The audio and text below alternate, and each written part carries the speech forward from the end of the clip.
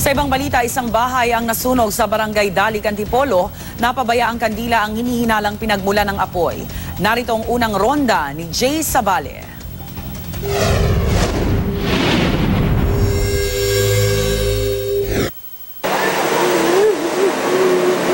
Di makapagsalita at iyak ng iyak si Aling Pola sa Popo matapos datnang naabuna ang kanilang bahay sa Sitio Lower Zigzag, Barangay Dalig, Antipolo. Alas 2 na madaling araw nang bigla na lamang sumiklab ang apoy na mabilis tumutok sa kanilang bahay. Ang dalawang anak ni Aling Pola na sina Rodrigo at Gerald natutulog ng oras na yun kaya malaki ng apoy nang sila'y maalimpungatan. Nagulat ako. Ang init na sa loob.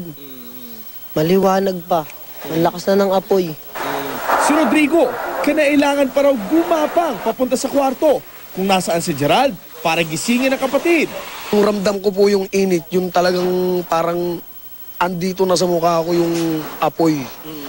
Gumapang po ako, galing po ako sa kwarto ko, gumapang po ako pa hanggang dito sa sala. Pag tadya ko ng pinto, nagising na po siya. Humingi na po ako talaga ng tulong. Bahagya namang nadamay sa sunog ang katabing bahay ng mga sapopo. Anong nadamay sa bahay mo? Yung mga uniforme po ng anak ko, yung mga sinampay namin doon. Tapos yung halig ko pong dalawa, yan. Lumalabas sa investigasyon na walang kuryente sa nasunog na bahay.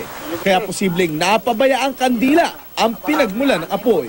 Tunog. Pag magsisindi po ng kandila o kaya ay gasera, ipatong po natin sa isang kaserolang may tubig o kaya sa kaldero. Kung sakali mo siya po ay maubos o masagasa, hindi po siya magdudulot ng sunog. Para sa unang balita, Jay Sabale reporting.